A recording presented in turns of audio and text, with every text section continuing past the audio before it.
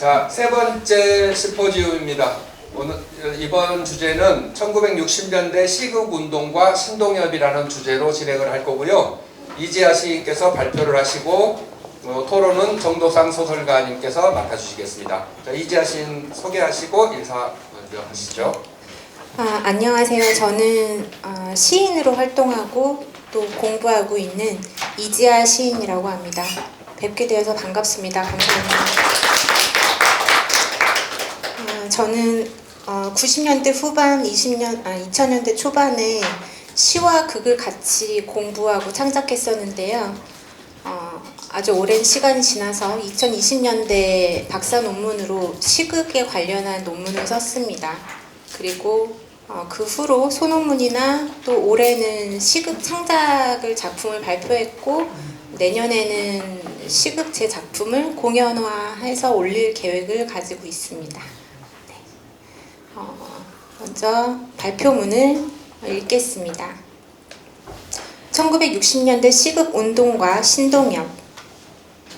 본 글은 1960년대 시극 운동의 역사적 배경과 시극 운동의 과정을 분석하고 그 중에서도 대표적인 시극 작품인 신동엽의 그 입술에 파인 그늘을 중심으로 논의하고자 합니다. 먼저 시극이란 시적인 것과 극적인 것의 결합과 더불어 무대 미술, 음악적 효과, 인물의 필연적인 갈등, 필연적인 갈등이라는 것은 우연적이지 않다라는 것의 반대입니다. 다양한 소품과 소리 효과, 활용 등이 함의된 종합적 예술 장르라고 할 수 있습니다. 한국의 본격적인 시극운동은 1959년 9월 고원, 장호, 홍윤숙, 신동엽, 한재수, 최일수 등에 의해 시극 연구회가 창설되었으나 활발한 활동을 하지 못했고 다시 1963년 6월 29일 보다 실험적이고 공연이 가능한 실제적인 시극운동으로 시극동인회가 다시 본격적으로 창설되었습니다. 이 시극동인회의 동인은 장호, 최일수, 고원, 홍윤숙, 신동엽, 오학형, 신봉승, 유연모, 박용구, 최재복, 황희, 김경호, 최명수, 이인석, 김원태, 김효섭, 최창봉, 차범석, 김종삼, 임성남, 박항섭, 박창돈, 김열규, 장국진, 김정옥 등 모두 33인이었습니다. 한국에서 최초의 시극은 김명순의 조로의 화몽이었습니다. 이후 1923년 박종화의 죽음보다 아프다라는 시극 작품이 출연되었고 많은 연구자가 이 작품을 최초의 작품이라고 하는데 저는 논문에서 그 이전에 있었던 1920년에 김명순의 작품을 최초의 작품으로 증명하였습니다. 그리고 그 후에 1937년에는 바가지의 어머니와 딸이라는 작품이 있습니다. 1950년대에는 장호의 바다가 없는 항구를 비롯한 다수의 시극 작품이 발표되거나 무대에 올려졌습니다. 1960년에는 작가들의 시극 창작이 가장 활발했던 시기였습니다. 1963년 시극 동인회의 적극적인 운동과 더불어 비평가 최일수의 시극에 대한 연구, 신동엽, 홍윤숙, 장호, 전봉건 등의 작가들이 많은 작품을 창작하고 무대에 올렸습니다. 시극 동인회의 적극적인 활동은 시극 작품의 수준을 높이고 독자나 관객들과의 교류를 유동적으로 움직인 결과가 되었습니다. 다음은 그러한 1960년대 시극 운동이 가져온 어떤 특징과 결과 그리고 그 의미를 정리한 것입니다. 첫째, 시극 운동을 통해 작가들의 적극적인 저항 의식과 새로움에 대한 갈망을 확인할 수 있는 계기였습니다. 1960년 4.19 혁명과 5.16 사태가 일어나고 작가들은 작품을 통해 세계에 대한 저항과 혁명적인 태도를 보였습니다. 다양한 소재와 형식을 통해 새로움을 창작하고자 했던 시도였습니다. 이러한 태도는 시극에 있어서 일반적인 무대 시극, 오페라 시극, 라디오 시극이라는 장르의 확산을 일으키고 전위적인 예술성을 적용한 작품들을 탄생시킨 결과라고 할 수 있습니다. 둘째, 시극 작품의 다양한 형식을 수용하는 방식이 자유로워졌고 그에 따른 작품의 무대화로 어떤 극장이라는 공간을 다시 분석할 수 있는 계기로 되었습니다. 시극 운동에 적극적으로 참여했던 장호는 고대 휘랍에서 아리스토텔레스, 디오니소스, 독일의 막스 라인하르트 연출가를 예로 들어 극장에 대한 필요성과 효과에 대해 논한 바가 있습니다. 그는 셰익스피어가 무대라는 공간을 생각하며 창작한 것을 높이 평가하고 있습니다. 셰익스피어는 관객이 스스로 극을 보며 관객 자신의 상상력을 풍부하게 하길 원했습니다. 셰익스피어 이런 의식을 작품으로 설정하고 극을 만들 때 고려했던 무대와 극장의 특징을 감독한 것이라고 볼 수 있습니다. 무대극이 가진 한계성은 시간과 장소의 제약입니다. 그러나 장호는 셰익스피어의 작품을 분석하며 그가 시간과 공간의 제약을 벗어나 관객에게 자유를 느끼게 하게끔 하는 작업 방식에 집중했습니다. 그러므로 한국의 시극 운동은 단순히 시극 작품과 공연을 활성화한 것만이 아니라 시대의 무대 공연 방식과 극장의 구조, 극장의 장소, 관객의 특징을 고려하여 분석한 것이라고 할 수 있습니다. 또한 신동엽은 그 입술에 파인 그늘에서 셰익스피어의 영향을 받은 것을 대사로 언급하기도 하고 최일수는 그의 평론집에서 햄릿에 대해 본격적으로 분석하고 있습니다. 이처럼 서구의 플롯 구조와 소재들은 당시 한국 문학에 많은 영향을 미쳤습니다. 본격적인 소극장 운동은 1956년 창립한 제작극회에서 시작된다고 볼 수 있습니다. 그 이전에도 서라벌 극회와 실험무대 동인회가 창립 공연을 했으며 제작극회 창립 이후 많은 연극극 단체가 발족되었으나 한두 편의 공연으로 무산되기도 했습니다. 그러나 제작극회는 어려운 여건 속에서도 지속적인 공연과 연구 활동을 전개함으로써 결성 이후 1960년대 이르기까지 소극장 운동 단체의 어떤 활동의 표본이 되었습니다. 또한 시극 동인회의 본격적인 활동은 1963년 9월 28일에 중앙공보관에서 연구 발표회와 합평회를 여는 것으로 시작됩니다. 이때 장호가 방송시극 열쇠 장수를 발표합니다. 곧이어 한 달이 채 안 된 1963년 이틀간 국립극장에서 제1회 공연이 이루어집니다. 공연 내용은 연출 있는 시, 부활이란 작품, 사랑의 원색, 그리고 무용시, 그리고 시극 바다, 좀 전에 말씀드렸던 바다가 없는 항구 등 크게 3개의 형식으로 이루어집니다. 세 형식 모두 무대 공연에 맞추어 시적인 것을 토대로 시각화했다는 것이 어떤 그 특징이 있습니다. 시극 동인회의 첫 공연이자 우리나라에서 처음으로 시를 중심으로 한 작품들이었으나 커다란 성과를 얻지 못했습니다. 그리고 세 번째로 시극 운동은 한국의 시극 이론 정립과 시극 창작에 많은 도움을 주었습니다. 시극 동인회에서 많은 활동을 이룬 최일수의 이론과 실천은 시극 발전에 많은 영향을 끼쳤습니다. 그는 엘리엇이나 셰익스피어 등 서구 이론과 작품들을 통해 우리나라 시극을 분석하고 연구했습니다. 그는 시극에 대해 엘리엇이 한 주장에 대해서 다소 비판적인 어떤 논증을 펼쳤고 우리나라에 맞는 우리나라 실정과 작품에 맞는 시극론을 펼쳤습니다. 시극은 T.S. 엘리엇의 말대로 극시와는 달리 시가 가진 모든 예술과 종합적인 상황으로 동반하기 위하여 필연적으로 향하는 글이 극장이며 이미 현대시는 물론 모든 예술은 역사적인 필연성 위에서 이 종합적인 상황을 통해 새로운 차원으로 향하고 있다고 전망했습니다. 이 역사적인 길이 극장이며 극장이야말로 시극이라는 새로운 차원을 형성시켜주는 유일한 종합적인 광장이라고 주장합니다.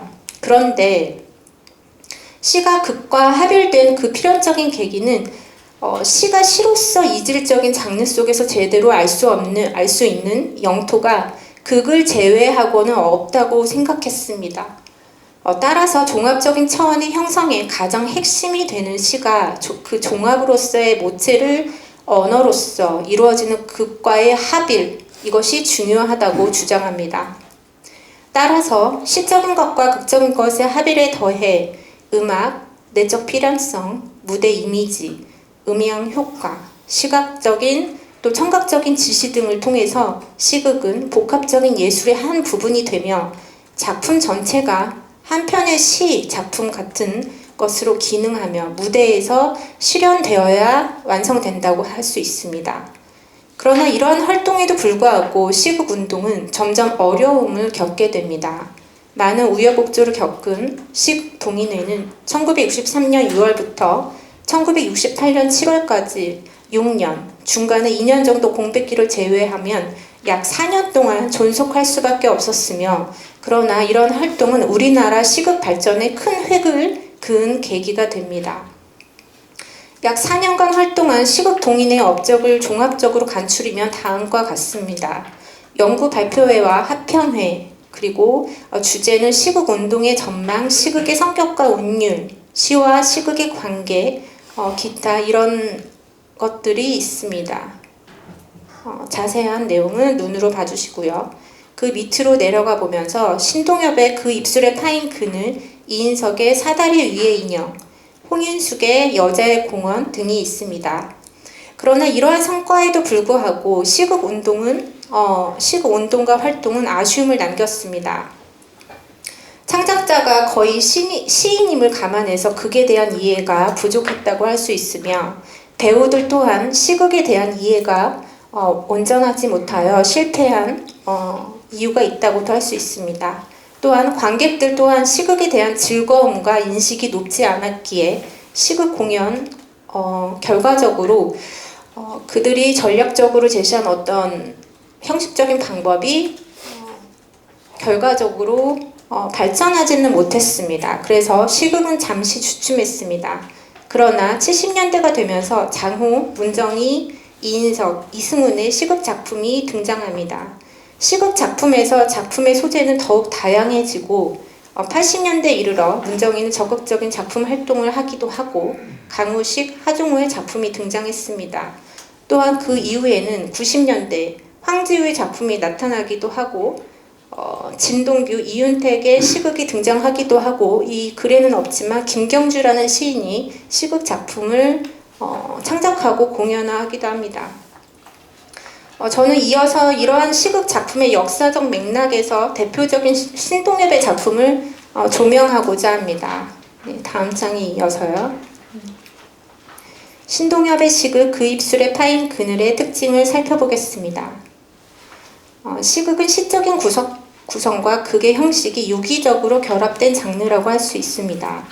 신동엽의 시극은 한국 전쟁이라는 역사적인 사건을 배경으로 남녀의 사랑과 갈등, 죽음을 다루고 있는 작품입니다.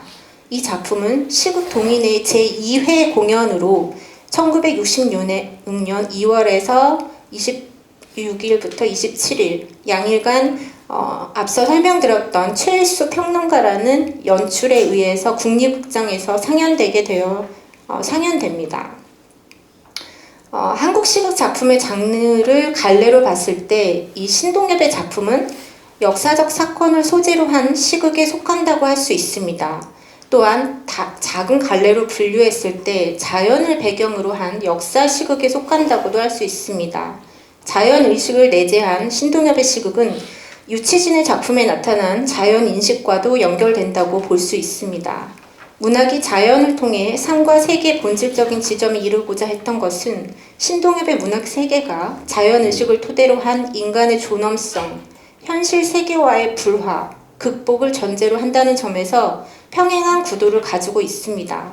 신동엽의 시극은 자연과 이데올로기를 대립적인 세계로 보며 민족문학의 중심을 지키고 현실의 문제를 예술적으로 표현하고 창작하고자 시도한 작품이라고 저는 분석하고 있습니다.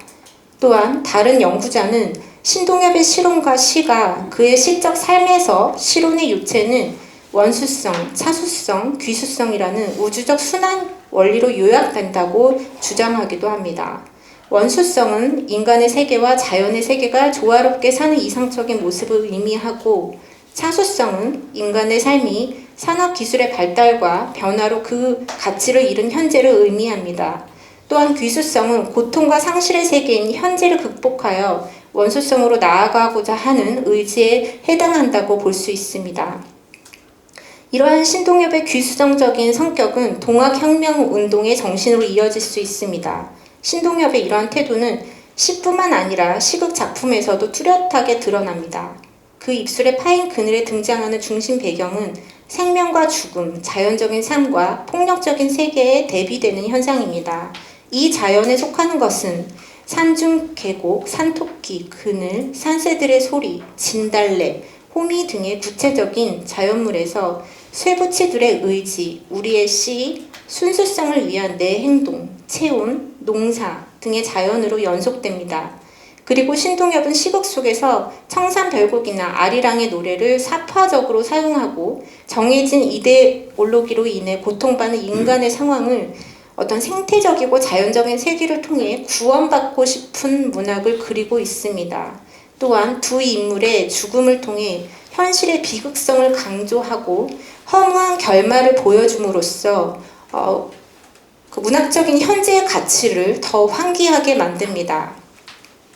게다가 이 시극 작품은 주인공의 좌절이나 성취, 곧 사회 붕괴나 궁극적 승리 그 자체에 초점을 두는 극으로 결합하여 분열된 근대 사회에서 변혁기에 적절한 세계사적 개인이 총체성을 회복하는 장르라고도 분석할 수 있습니다.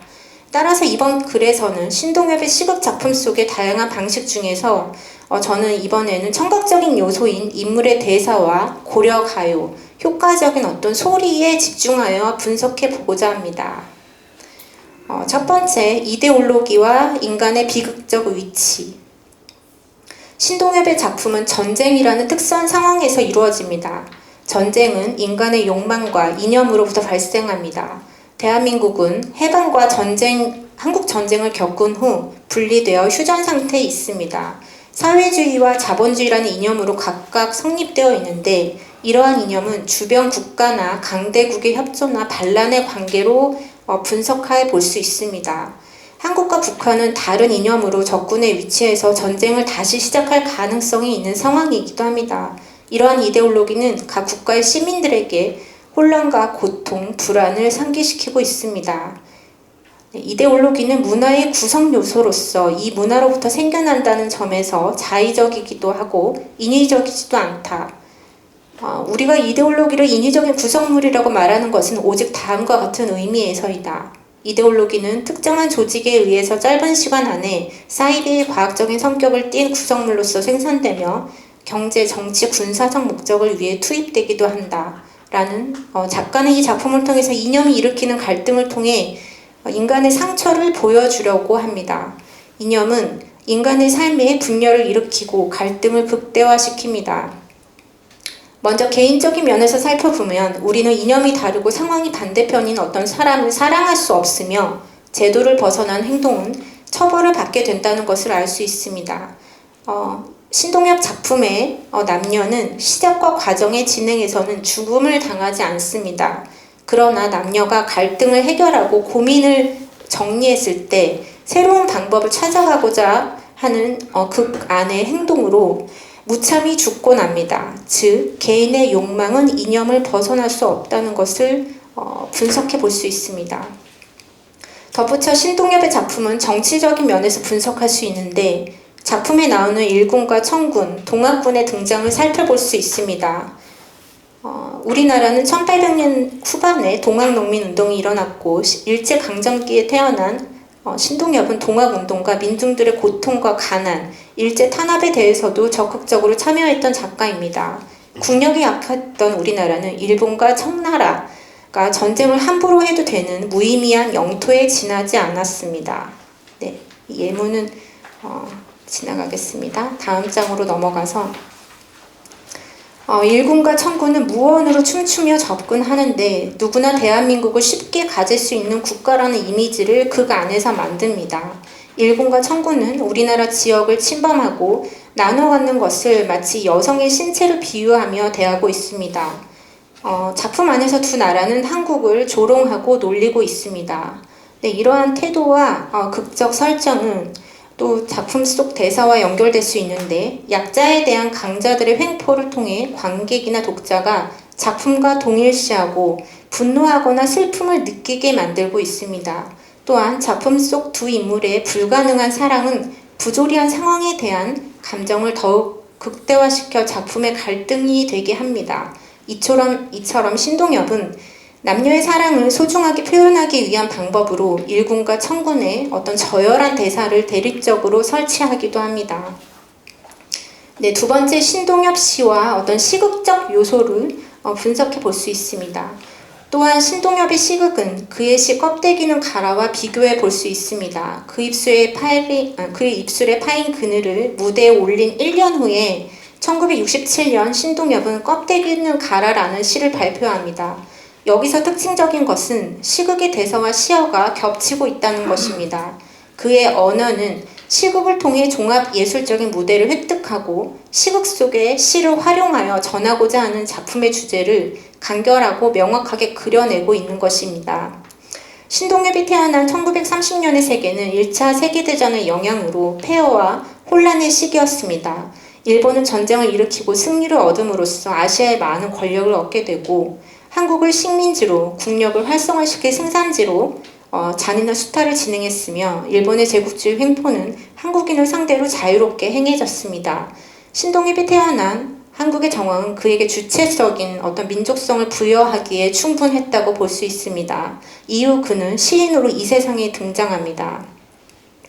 1959년 1월 1일 아침 조선일보를 펼쳐든 신동엽의 얼굴은 묘한 열기에 휩싸입니다. 신춘문예 당선작 발표란에 자신의 이름과 이야기하는 쟁의꾼의 대지라는 시 제목이 쓰여 있었던 것입니다. 예심을 본 박봉우와 본심을 본 양주동은 신동엽의 장시를 개성적이고 에너지가 넘치는 시라고 찬사했습니다. 그러나 발표 당시 그의 시는 20행이 삭제되어 있었고 내용은 변경된 채 발표됩니다. 이야기하는 쟁의꾼의 대지에는 토속적인 시적 정황을 통해 독특한 시어를 구사했고 역사적인 사건을 간접적으로 드러내며 어떤 긴장과 탄력적인 시의 완성도를 획득합니다. 그러나 세 달이 지난 후 신동엽은 3월 24일자 조선일보에 진달래 산전을 발표했으나 검열에 걸려 비판의 대상이 됩니다. 이런 시인의 복잡한 등장과 이후 1960년 4.19 혁명이 일어납니다. 일제강점기와 한국전쟁, 해방 후의 불합리한 정치와 한국 사회를 겪은 신동엽에게 문학은 소중한 혁명적 활동이 되곤 합니다. 신동엽은 문학이 사회적 구호나 반성적 태도, 허무주의 태도가 되는 것을 기피했다고 볼 수 있습니다. 그는 문학이 가진 현실성과 어떤 초현실의 정신을 작품으로 형성화하는 것에 주목했으며 그것을 언어로 구상하여 완성하려고 했습니다. 그는 문학적 언어에 대해 신념을 가지고 있었는데 존재에는 세 가지의 형태가 있다. 실상적 존재, 현상적 존재, 언어적 존재. 어떤 실상적 존재와 현상적 존재의 중간에 위치하고 있는 것이 언어적 존재이다. 라고 하는 그의 이러한 시적 태도는 아래의 시와 시극의 대사를 통해 더 구체적으로 알 수 있습니다. 네, 다음은 껍데기는 가라를 분석한 것인데요. 극 안에서 이제 껍데기는 가라라는 시가 시적 대사, 인물들의 대사를 통해서 표현되고 있습니다. 네, 그런 것을 분석한 것이고 그 다음 장에 작은 3번으로 넘어가 보겠습니다. 작품 안의 청산별곡 의미와 효과. 청산별곡은 고려시대에 지어진 작자 미상의 가요입니다. 악장 가사에 전문이 실려 전하고 시용왕 학보에 일부분이 실려 있습니다. 고려 가요 가운데 가장 유명한 작품이며 우리 민중들이 역경에 닥쳤거나 축제가 있을 때 부르는 운문체 노래라고 부를 수 있습니다. 이는 남녀 간의 사랑과 현실을 벗어난 낙원을 기다리는 내용으로 구성되어 있습니다. 지배자들의 욕망으로 고려 말의 현실은 가난과 상처로 가득했는데 무신 정권의 횡포와 몽고의 침입, 그런 것들은 사람들에게 불안을 안겨주었습니다. 사람들은 불안을 노래나 시로 승화시켜 현실을 극복하고자 했으며 그런 현실에 처해 있던 현실을 극복하기 위해 이야기를 만들고 운문체의 가사로 노래를 부른 것입니다. 이런 이유로 신동엽이 당연히 극 안에 청산별곡을 넣은 것이라고 할 수 있는데 그것은 창작 당시의 현실이 과거의 역사와 반복되는 연장선에 있다는 것을 강조하려고 했던 것입니다. 이념과 제도의 지배, 폭력적인 사회 분위기는 고려 말이나 해방 이후나 달라진 것이 없다고 볼 수 있습니다. 또한 신동엽은 반복적인 역사 횡포를 직접적인 저항의 형식으로 담은 것이 아니라 우리 민족만의 고유성을 개발하고 계승하기 위해 청산별곡을 도입한 것이라고 볼 수 있습니다. 어떤 작품 안의 인물들이나 작품 밖의 인물들은 현실을 떠나 청산에 살고 싶다, 조용하고 평화로운 세상에서 단조로운 삶을 원한다, 타인의 탐욕에 이용당하지 않고 자신의 목숨을 희생당하지 않는 삶을 기원한다. 그것은 포기의 염원이 아니라 긍정의 기도이다. 또한 시름이 많은 인생, 고독을 느끼는 삶, 그리고 우연의 희롱으로 불행을 겪는 일이 무심란히 일어나고 외국군이 침입하여 유린당한 시대만 일어나는 일인가? 이는 시대를 초월하여 인간이 사는 세상에는 언제나 어디서나 일어날 수 있는 일인 것이다. 그래서 청산별곡은 고려말 혼란기에 태어난 작품이지만 그 시대를 초월하여 생명을 가진 작품이 될 수 있다고 볼 수 있습니다. 네, 다음 장으로 넘어가겠습니다. 예문으로 집어넣은 남녀 대사 안에 청산별곡을 분석한 내용입니다.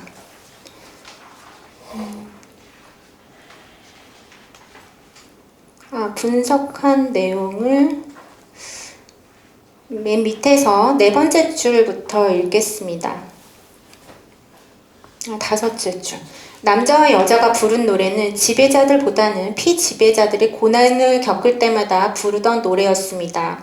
얄리얄리 얄라성 얄라리 얄라는 아리아리 아리랑처럼 눈물과 서름을 즐거움으로 환원시킬 때 화자의 심리를 미학적으로 형성화시킨 것입니다. 또한 낭송하거나 노래할 때 만들어지는 리듬적인 요소가 시극에 어떤 청각적인 효과를 주고 있습니다. 신동엽은 산문을 통해 시극을 종합예술의 장으로 생각했던 것입니다. 작가는 시극 작품 안에서 음악적인 요소와 민족의 문화를 미학적으로 발굴하여 작품을 창작하고 있습니다. 감각은 창의적인 방식으로 사람에게 다가가는데 눈으로 보는 이미지와 귀로 듣는 음악적 효과는 시적인 언어를 탄생시키고 독자나 관객을 공연을 보면서 시간적 공간 속에서 작품의 주체가 될 수 있다고 볼 수 있습니다. 독자의 판단과 생각으로 작품을 재창조될 수 있다라고 볼 수 있습니다. 그래서 따라서 작가의 자세란 독자의 창의적 변화를 도모하며 다른 미래를 모색할 수 있도록 동기부여를 하는 것입니다. 네, 그 옆으로 가서요. 나가며 부분입니다. 지금까지 본 글은 1960년대 한국 시극 운동의 과정과 그 문학적 가치를 분석하고 덧붙여 한국의 대표적인 시극 작품인 신동엽의 그 입술에 파인 그늘을 중심으로 탐색했습니다. 시극운동은 독립된 한국의 예술 작품을 추구하자는 목적하에 평론가들과 시인들이 줄을 이루었고 공연화와 대중화에 있어서 실패를 거두었지만 시극에 대한 가능성을 소중하게 엿볼 수 있는 시대적 성과라고 볼 수 있습니다.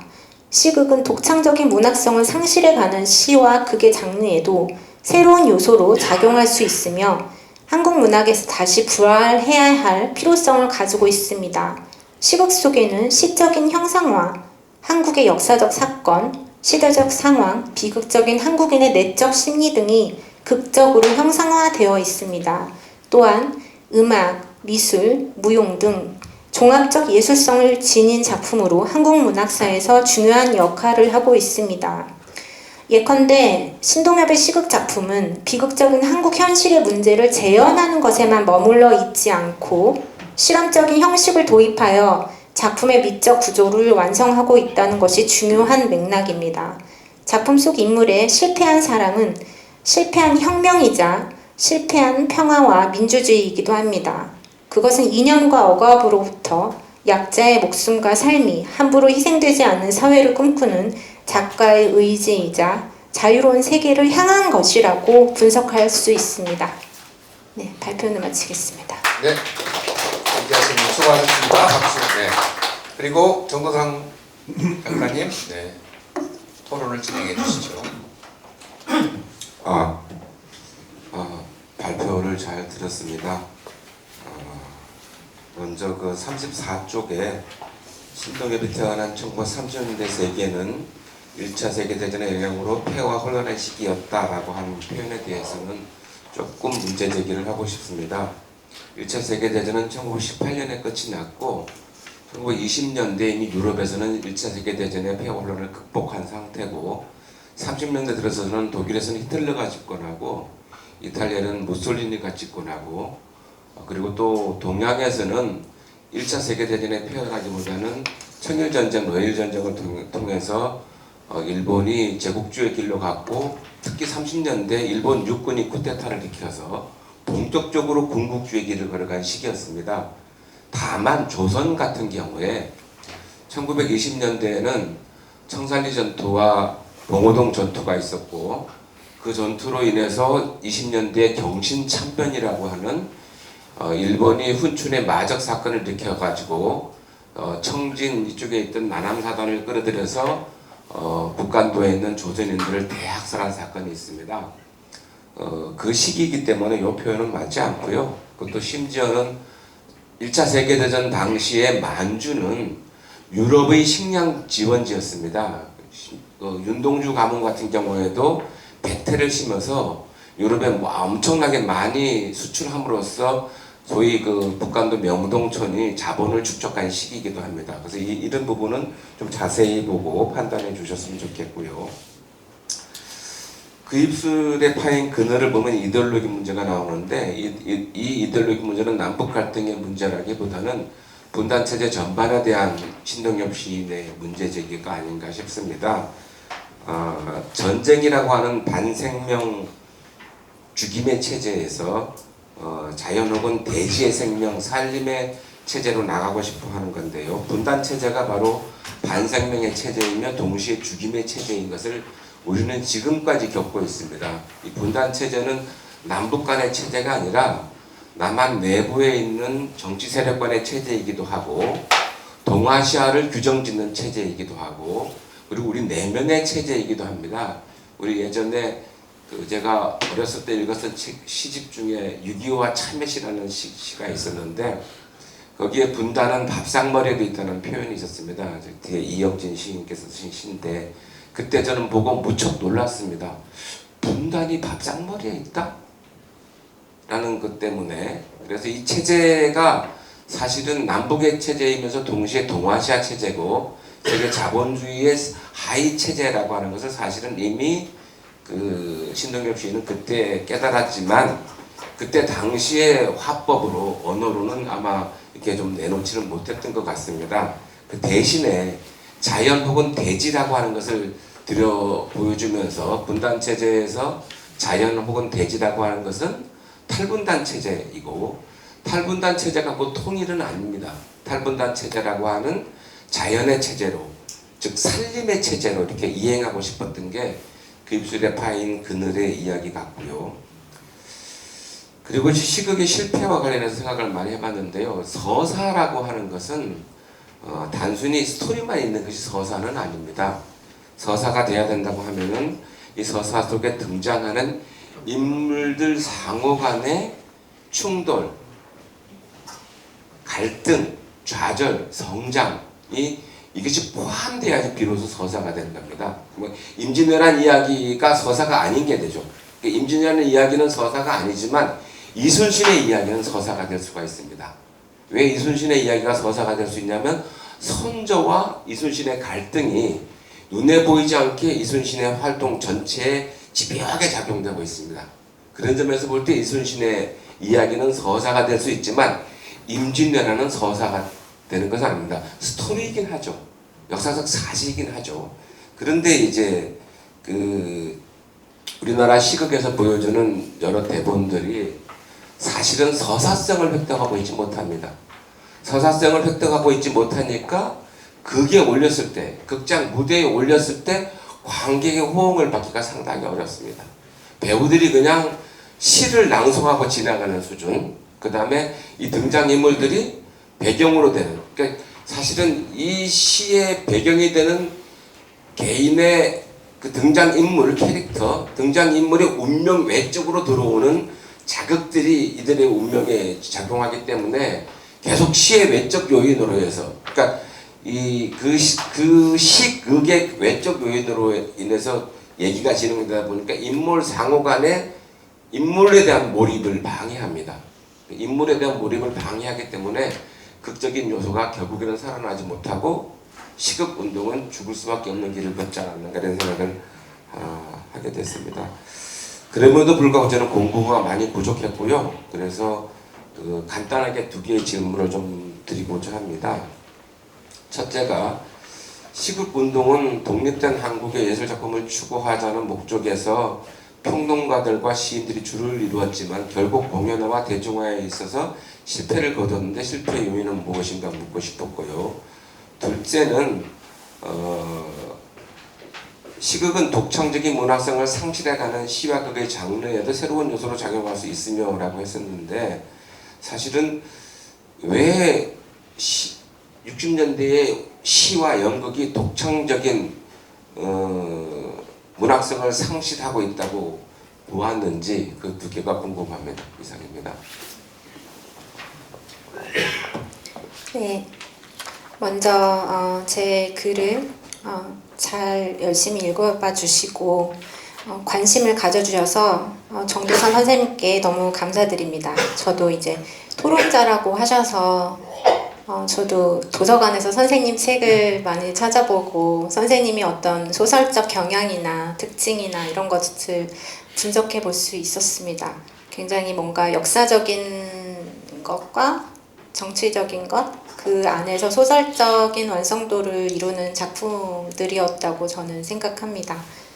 그래서 우선은 선생님 말씀하신 것을 제 글에 좀 적용해서 수정할 부분, 보완할 부분을 추후에 잘 정리하도록 하겠습니다. 그리고 다시 한번 감사드린다는 말씀을 올리고 싶습니다.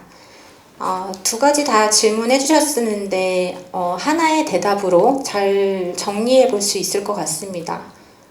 제가 이제 시극에 대한 박사 논문을 쓴 지 지금 4년 차가 되었는데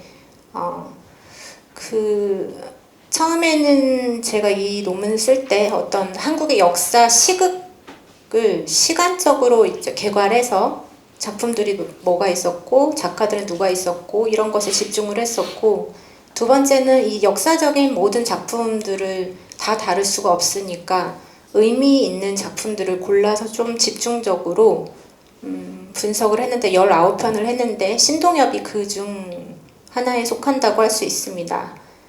그런데 이제 제가 박사 논문 쓸 때는 신동엽의 작품을 여기서도 썼지만 어떤 역사적인 맥락에서 그리고 인물들의 특징이나 불가능한 사랑이나 불가능한 그 비극적인 장소에서 일어나는 어떤 사건으로만 봤는데, 지금 3, 4년이 흘러서 다시 한번 신동엽의 시극을 생각해 보니까 신동엽이라는 작가가 좀 신비스러운 작가인 것 같습니다. 어떻게 이렇게 추상적으로 말씀드리냐면, 처음에 이제 신동엽이란 작가의 작품들, 시나 오페라타나 산문들이나 이런 것들 보면 굉장히 현실에 관심이 많고 어떤 저항적이나 민중들의 어떤 삶이나 심리 이런 것들을 문학하고 연결하고 싶었던 것이 당연하다고 생각했는데, 요즘에 드는 생각은 신동엽이 스스로 문학이 가진 예술성을 굉장히 많이 생각했던 작가라는 생각이 좀 듭니다. 안 그러면 그 당시에 1960년대에 이런 시극이라는 작품을 지금 봐도 굉장히 실험적인 면이 많은데 이런 걸 시도하기가 쉽지는 않았을 것 같고, 굉장히 깨어 있었던 작가였구나, 그리고 많이 열려 있었구나 라는 생각이 좀 들었습니다. 그게 아무것도 아닌 것 같지만 저 같은 연구자에게는 굉장히 그 작품을 바라보는 방향을 좀 다르게 할 수 있다는 면에서 저에게는 중요했던 것 같습니다. 이제 토론을 보면 섹스피어나 엘리엇에 나오고 또 신동엽도 다시 연결해서 말씀드리자면 말씀 주신 것처럼 뭐 30년대는 당연히 1차 그것은 아니지만 저희가 우리나라가 다른 세계도 마찬가지지만 중세 시대 문학이 끝나고 이제 근대 문학이라는 것이 이제 도래했을 때 저희가 3.1 운동을 기점으로 어떤 시민들, 개인들 하나의 어떤 주체성이 확립되면서 근대 문학이 형성되기 시작했는데요. 왜 그때부터 말을 하냐 하면은 엘리엇이나 섹스피어도 마찬가지고 중세가 끝나고 근대 이제 개인 하나하나의 어떤 근대성이나 주체성, 그 실존 같은 문제가 대두되기 시작했는데 그래서 햄릿이라는 작품도 나오고 엘리엇 같은 경우도 그 당시에 어떤 낭만주의 문학을 굉장히 비판했습니다. 그래서 낭만주의가 가진 어떤 좋은 점도 있고 나쁜 점도 좀 있죠. 그리고 엘리엇 같은 경우는 왜 비판했냐면 간단히 말해서 그래 좋아 중세의 어떤 종교적이고 계급적이고 권위적이고 부르주아적인 것들이 조금 끝나고 시민들의 문학이 시작이 되었지 거기까지 인정을 해요.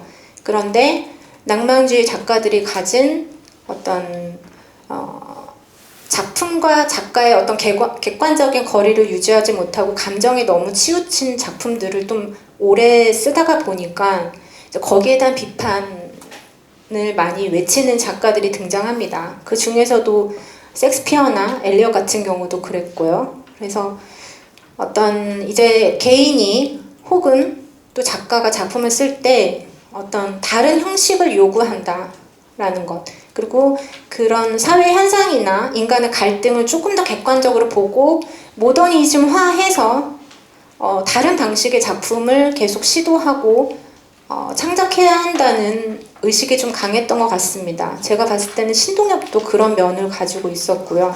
그의 어떤 사회적이나 정치적인 활동을 떠나서 그가 신동엽이라는 작가가 작품을 창작할 때는 아마 두 가지 다 중요하다고 생각했던 것 같습니다. 안 그러면 신동엽 작품이 너무나 민중적이고 운동적인 시만 썼다면 당연히 지금까지도 저는 읽기가 조금 힘들지 않았을까, 아쉬움이 남지 않았을까라는 생각이 듭니다. 그 연장선에서 이 시극을 생각해 본다면 개인적으로 아쉬운 부분은 이 작품을 조금 더 길게 써줬으면 좋았을 걸 하는, 좀 짧아요. 시극 작품으로서는 좀 더 길었으면 좋겠다 이런 생각 좀 들고, 두 번째로는 정동상 선생님 말씀해 주신 것처럼 우리나라의 시극 제가 20년대부터 연구를 했지만 지금 이 자리에서 말씀드릴 수 있다시피 좀 완성도가 많이 떨어집니다. 극이라는 형식을 빌려서 하기에는 완성도가 많이 떨어집니다. 왜냐하면 그때 이제 좀 전에 말씀드렸듯이 1910년대 일제시대가 시작되면서 근대 문학이 도래했을 때 우리나라에 처음으로 들어온 것이 낭만주의 문학인데, 그러다 보니까 어떤 정서나 감정 그리고 자연을 노래하는 그런 경향이 너무 강했기 때문에 시극의 작품 또한 너무 이제 개인적인 사랑이나 이별 그리고 자연을 노래하는 것 뭐 이런 것에 치우친 작품들이 좀 많았습니다. 그런데 그것이 꼭 나쁘다고 할 수 없는 게 일반 분들은 잘 모르겠지만 동양에서 한국의 시극 역사를 이렇게 100년 동안 갖고 있는 역사가 드물고, 엘리엇이나 섹스피어 같은 경우도 영미권에서 그런 작품이나 연구를 했지만 지금까지 전해오고 있지 않습니다. 그리고 정말 신기한 게 지금도 시극 작품을 쓰려고 하는 저 포함 다른 작가들도 있고, 이제 거기에 대해서 자부심을 좀 가져 주시면 저는 감사할 것 같고, 그리고 또 말씀 이제 소설가님이시니까 저도 그 말에 너무나 동의를 합니다. 서사라는 것이 당연히 이야기만 있는 것이 아니라 여러 가지 완성도 있는 플롯을 가지고 있어야 되는데 그동안의 한국 시극은 많이 그러지는 못했습니다. 첫 번째는 제가 발표한 것처럼 시극 운동을 주장했던 작가들이 대부분 90%가 시인이었어요. 시인이었고 전쟁 후 50년대 그러니까 45년 해방 이후 50년대 한국 전쟁이 있었는데, 그때 한국 문학의 어떤 시의 주류를 살펴보자면 모더니즘과 리얼리즘으로 확실히 이렇게 구분이 되어서 나뉘어져 있었는데, 거기에 대한 작가들 스스로 어떤 실망감이나 고민과 어떻게 이제 한국 문학을, 어떻게 시문학을 이렇게 어떻게 이루어가야지 하는 저마다의 고민이 되게 많았던 것 같습니다. 일례로 한국 전쟁이 일어나기 직전에 49년에 김수영의 새로운 도시와 시민들의 합창은 굉장히 의기투합해서 만든 시집입니다. 그런데 전쟁 후에 너무나 우리가 짧은 역사를 가지고 있지만 시도는 계속 오래 했지만 계속 실패합니다. 하지만 거기서 우리가 얻어지고 우리가 그것을 새롭게 바라보는 인식이 지금까지도 이어진다고 생각하는 것을 보면 그런 실패와 다시 일어나는 시도들은 한국 문학사에서 굉장히 중요한 저는 흐름이라고 생각합니다. 그 속에서 신동엽 작품을 또 다시 한번 분석해 볼 수도 있을 것 같습니다.